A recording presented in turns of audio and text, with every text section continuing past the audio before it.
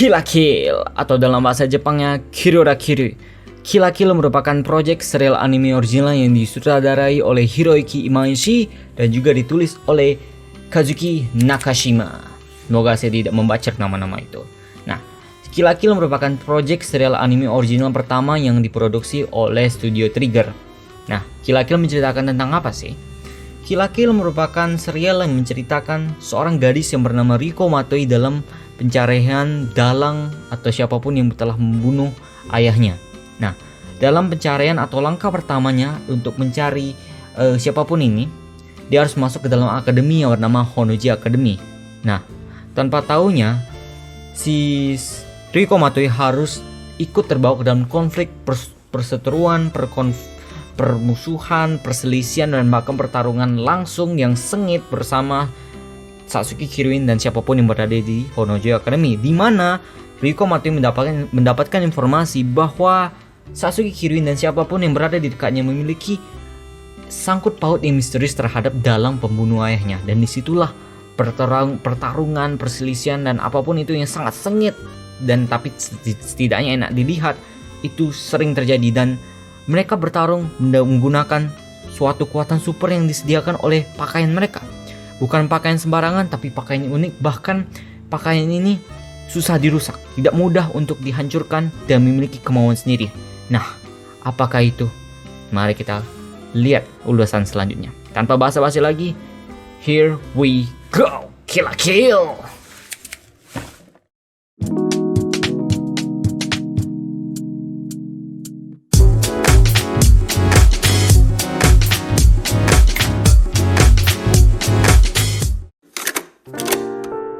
Kill la Kill memiliki konsep cerita yang sangat menarik, sangat sederhana, namun juga sedikit aneh kalau kita lebih teliti, karena dia menemukan perpaduan antara unsur dan atau lebih tepatnya genre action, shonen, comedy, ecchi tentunya, dan yang paling tidak diduga-duga memiliki unsur genre magical girl. Nah, itu dia.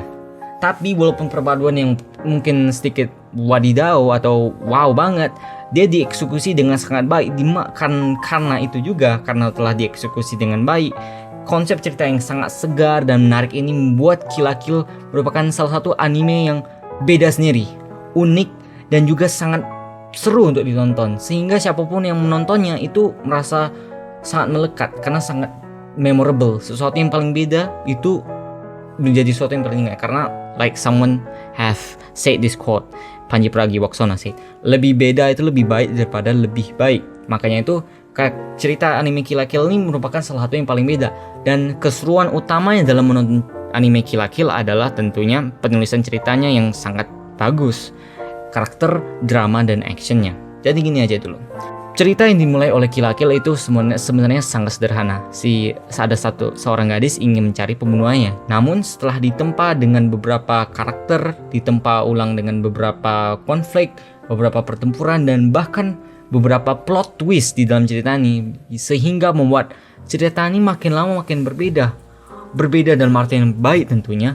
Dia makin lama berubah menjadi sesuatu yang lebih dari kata sederhana, menjadi lebih dalam, sehingga ceritanya itu lebih dewasa dan bisa mengarah ke sesuatu yang lebih tajam dengan maksud saya sebagai ceritanya itu bukan hanya linear yang biasa karakter ini akan menang, pahlawan dan sebagainya. Enggak, dia lebih ingin meresapi emosi orang dengan meresapi ke dalam ceritanya, dan tentunya karakter-karakternya dimana membuat semuanya sangat solid. Ya, intinya ceritanya sangat solid, seru, dan menarik untuk dilihat. Dan tentunya Kill la Kill tidak terlepas dengan karakter-karakter yang kuat. Kuat bukan berarti fisikalnya, tidak secara langsung walaupun ada, tapi lebih kepada penulisannya yang sangat solid, dan hampir seluruh karakter yang disajikan dalam anime ini sangat-sangat seru dan sering diingat. Sebutannya nggak bakal ada, susah banget yang bisa dilupakan karena semuanya sangat seru. Kita mulai aja dari karakter Ryuko Matoi. Ryuko Matoi merupakan protagonis kita. Protagonis perempuan yang tomboy tapi barbar dan sedikit ceroboh beberapa kali, tapi intinya ini merupakan karakter yang sangat-sangat seru untuk kita nonton. Kenapa? Karena Ryuko Matoi merupakan karakter yang sangat aktif. Bayangkan aja, karakter yang tomboy barbar ini sangat aktif.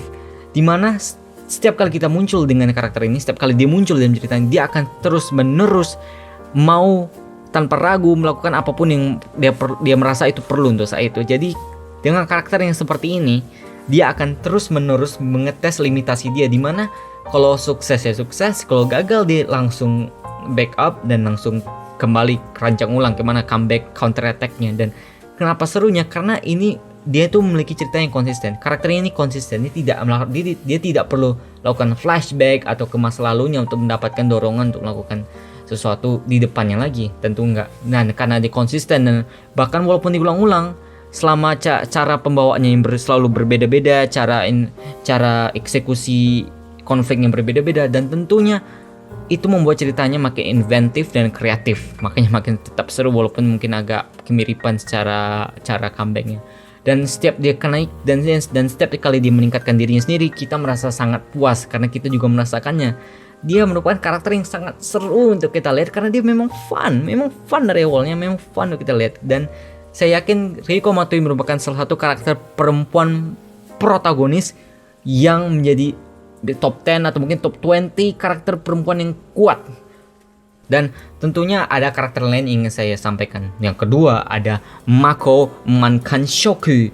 Mako Mankanshoku merupakan karakter yang paling diingat lah tentunya. Dia merupakan best girl dalam cerita ini. Dia merupakan karakter yang lugu, lucu, namun juga perhatian jika diperlukan. Jadi yang disukai, yang sangat saya sukai atau saya kagumi adalah Mako Mankanshoku adalah dia tidak hanya diperlakukan sebagai perantara komedi dalam cerita ini, sebagai wadah komedi saja, tidak. Tetapi Mako dalam cerita ini diperlakukan lebih dari itu. Ada waktunya dia menjadi komedi, tapi ada juga waktunya dia harus melakukan sesuatu yang inspirasional, menjadi sesuatu yang menjadi seorang karakter yang ingin menampar balik protagonisnya untuk hey, bangun lagi, ayo kerjakan ulang. Dan itu sangat-sangat luar biasa. Mako Mankanshoku best girl, no doubt.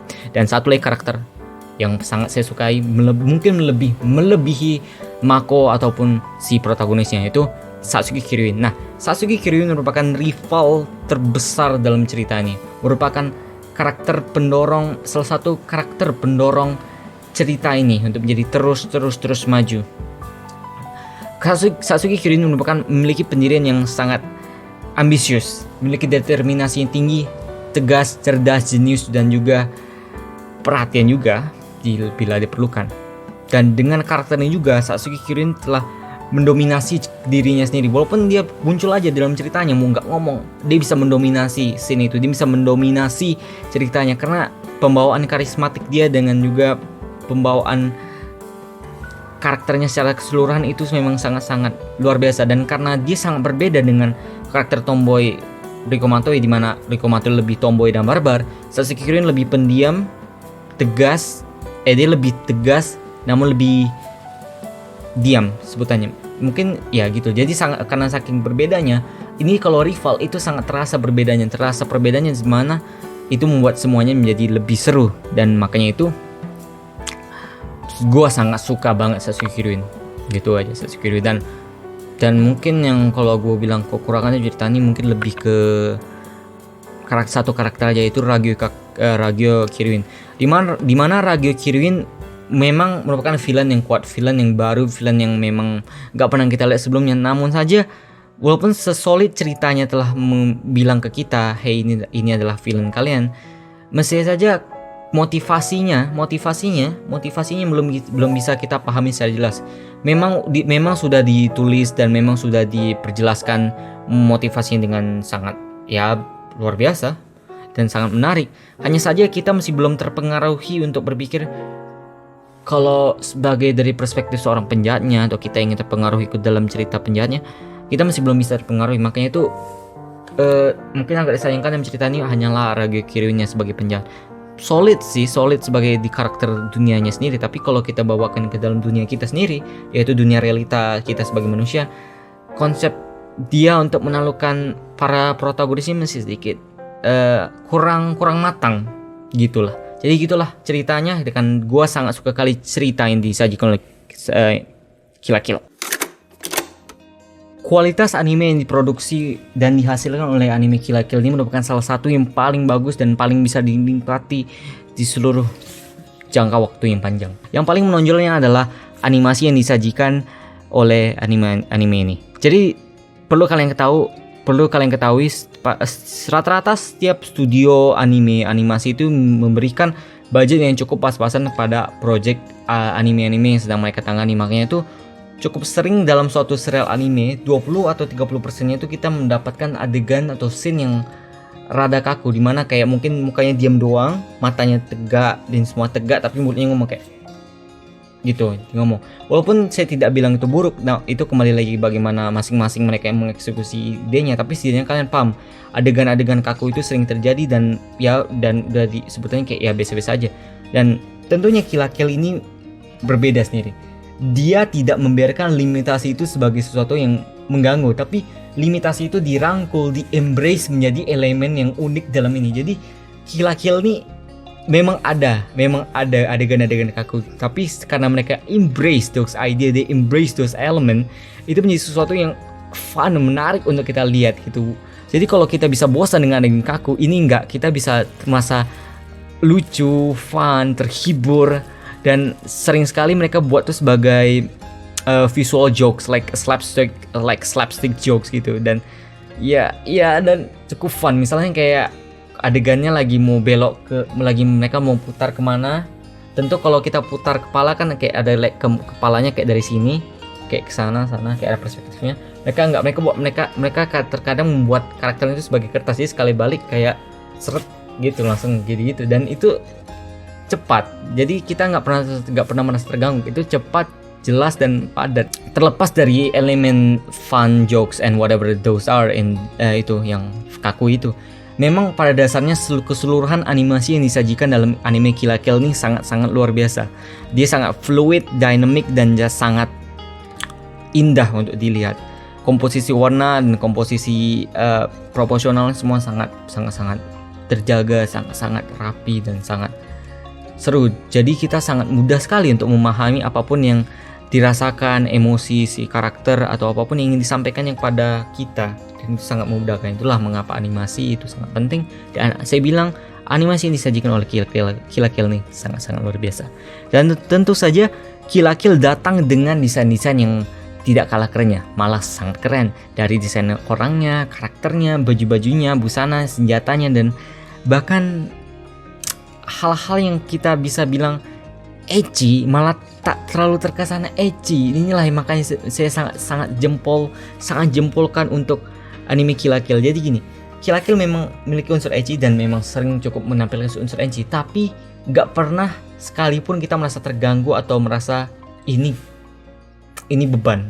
Gak pernah. Kenapa tuh? Karena gini, Kill la Kill nih mereka kan dia tuh embrace idea ini. Kalau pada tipikal anime lain, anime yang serupa, hal-hal yang berbau seperti ecchi ini akan diperlakukan sebagai fan service dalam arahan sexual appeal. Nah, walaupun di Kill la Kill melakukan hal-hal yang mungkin serupa, sexual appealnya dengan hal desain kostum tuh, mereka tidak pernah mendorongnya penuh. Mereka tidak pernah pushnya over. Mereka nggak bilang ini bukan pedang kita, ini hanya sebagai pisau cadangan gitu. Maka kenapa bilang pisau cadangan? Karena mereka memang udah tahu.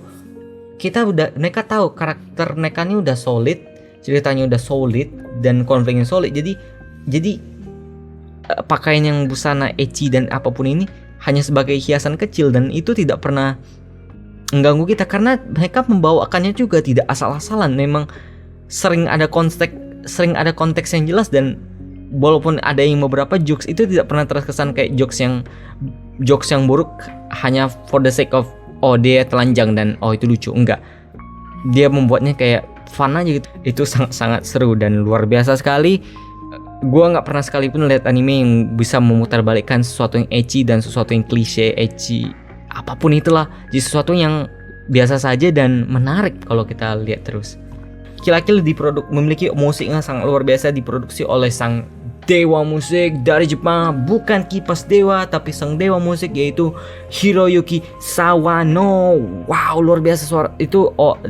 Luar biasa itu opening theme Kill la Kill sangat bagus, dan opening endingnya semua sangat memorable. Luar biasa, Hiroyuki Sawano luar biasa. Jadi kesimpulan yang saya bisa berikan adalah Kill la Kill merupakan serial anime yang unik, seru, dan sangat-sangat menyenangkan. Dengan penulisan cerita yang solid, dengan karakter yang ekspresif, dan dengan kualitas produksi yang luar biasa di atas rata-rata. Hal inilah yang akan membuat anime Kill la Kill menjadi salah satu anime yang berbeda, unik, sangat diingat, dan sangat seru untuk ditonton. Akan membuat Anda duduk diam dan hanya ingin menikmatinya sampai habis. Dan bahkan, ini mungkin saja pilihan yang tepat untuk jadi anime pertama kalian untuk ditonton. Luar biasa sekali. Oke, tanpa basa-basi lagi, ayo kita langsung rank anime ini. Let's rank up this baby now.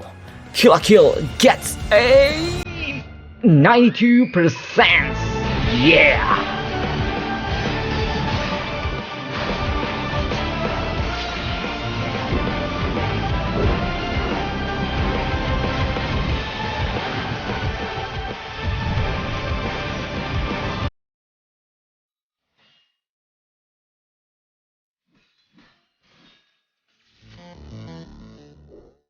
Sekian untuk review dan ulasan pada episode kali ini. Terima kasih telah menonton. Semoga kalian merasa terhibur dan menikmati apapun yang telah saya bicarakan pada kesempatan kali ini. Dan bila kalian memiliki opini atau pemikiran berbeda, atau ingin request, mau tolong review anime ini, atau tolong review film itu, apapun itu, silahkan kalian. Boleh kok, langsung cantumkan dalam kolom komentar apapun itu. Saya akan merasa sangat senang bila kalian lakukan itu, dan sehingga kita memiliki interaksi yang cukup signifikan. Dan jangan lupa juga untuk memfollow saya di akun sosial media saya, seperti ada Instagram, seperti ada juga ada Twitter. Dan bila kalian tertarik, dan tentu saja tanpa paksaan tentunya, kalian bisa mendukung saya di patreon.com di samping juga. Dan begitu saja, sekian dan terima kasih. Sekali lagi terima kasih telah menonton. Semoga kalian suka semuanya. Beri tanda like kalau kalian merasa terhibur, menikmati, dan kalau kalian enggak juga enggak apa-apa. Itu saja, sekian. Terima kasih. Itu saja. Sampai jumpa. Goks. Bye bye. Pop.